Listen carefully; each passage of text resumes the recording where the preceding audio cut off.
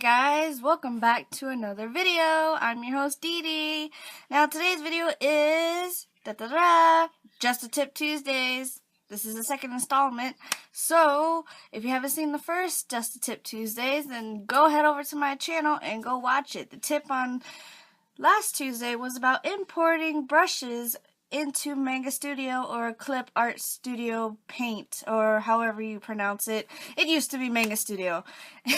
Anyways, today's Just a Tip Tuesday is going to be about color pencils. I did a poll over at my Amino, which is an app that you can download, I believe, either on Android and iPod or iPhone and Apple in general, where it's a big art community where you get to share your artwork, discuss questions, and even make polls and share your work and your videos. And I did a poll on Sunday asking what would you guys would like from me for today's Tuesday's tip, and the winner was color pencils. Now, I have been using color pencils for a while now. I'm not a big professional of it, but I have used it multiple times, so I kind of know what I'm talking about a little bit. And I would definitely like to share some tips from you guys. Well, for you guys. So here's some examples of my drawings with color pencils. I like to use tan tone paper from Strathmore, and this is 5" by 8" paper. So yes, now I'm going to explain to you my techniques that I use and also some things that I learned along the way. Now, again, I am no professional, so you can take my advice to a grain of salt if you would like. But if you actually want to try some of the ideas or the tips that I will give you, then go right ahead. Okay, now the first thing that you need to know, you can have the smoothest paper in the world. Now, you can have the smoothest paper in the world, but you're still going to see the white that appears when you color. Like, see how while coloring this, you can see the white through it? Well, there is an explanation for that, because even though your paper is smooth, it's not completely smooth. It never is completely smooth. And that being said, there's a thing called mountain and valleys. I don't know if you guys heard about it, but I have, and I'd like to discuss it with you. Mountains or valleys are the little ups and downs in between paper, and once you color on it, the color only gets on the mountains and never gets inside the valleys. And that's why you see the little white part showing through when you color it, even if you go over it again and again. I mean, eventually you'll cover it, but you'll still have it shown. So yes, that is what it's called. Now, the colors, like I said, the color from the color pencils attached to the mountains and not the valleys, and in order to get the valleys colored, you have to apply some pressure. See how I add some pressure and the color just solidifies and you don't see any opaque white coming through? Did I even use that word right? I don't know. I'm trying to be a professional here, so again, you guys know me. I'm just an artist. Anyways, you see how while applying, I didn't even apply a lot of pressure, and you can already see that it covered most of the whites.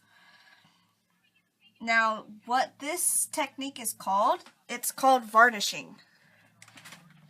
Now, varnishing, or barnishing, I think it starts with a B, varnishing, or barnishing, I don't know, but I'll figure it out and put a caption when I'm talking about this part.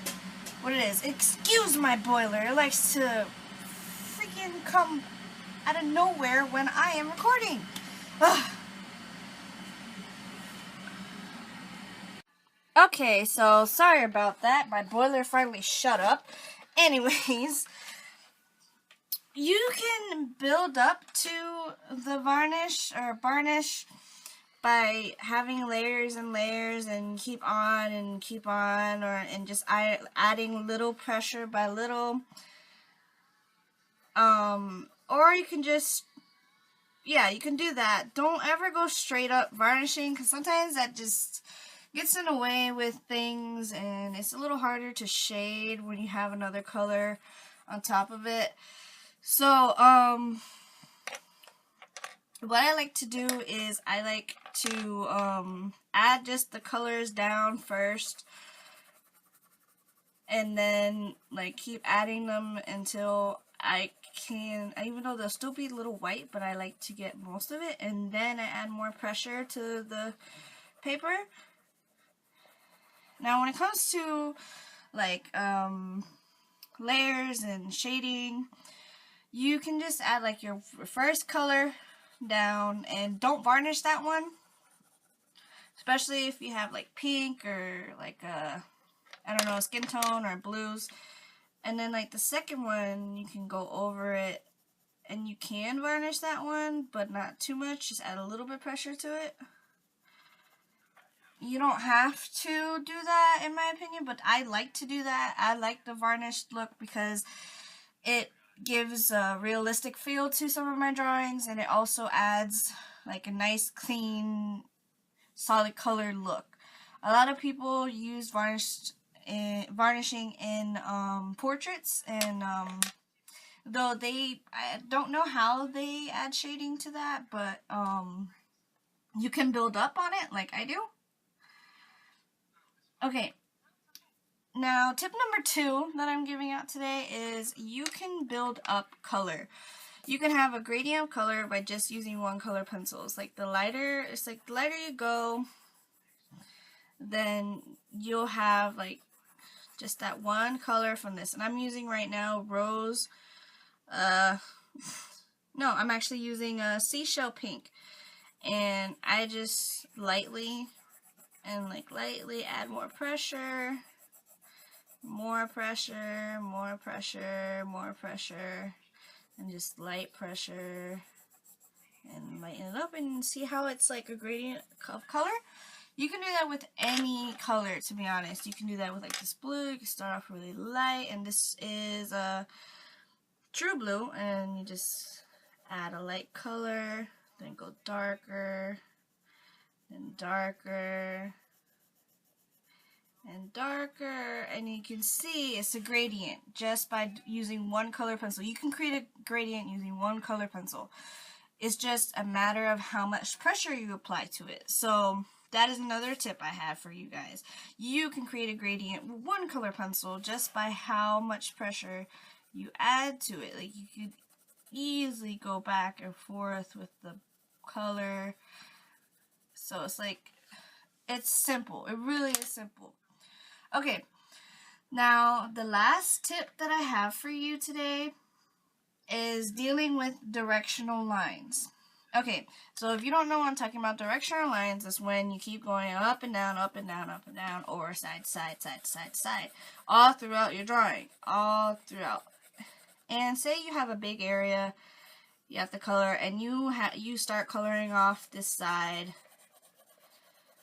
and then you end up going this side. Now, as you can see, you can tell where the directional lines are, and want to know what should you do about that. Well, it's simple. You can start off with circles. So you go lightly go over your drawings.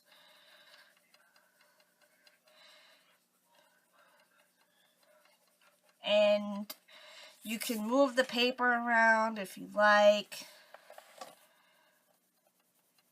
Or just keep going over and over.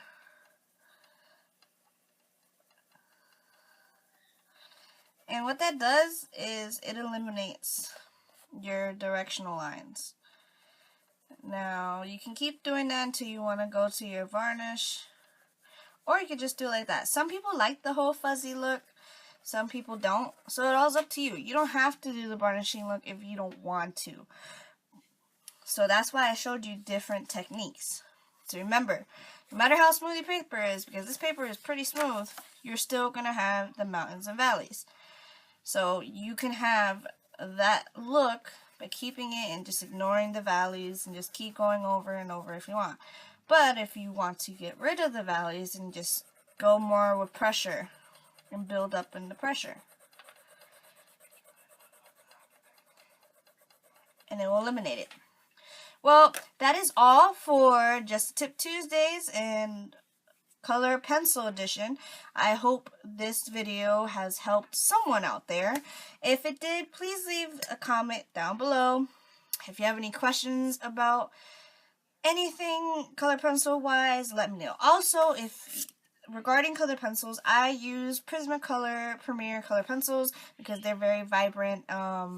They don't have, well, they're basically very vibrant, and I like using them, but you can use any other color pencil if you like. I do have another brand called Derwent, and they're very good too, so I'll probably do a review on those if you'd like. But if you have any other questions or comments, please leave it down below. All of my social media links are in the description box down below, and I hope you guys have a good day.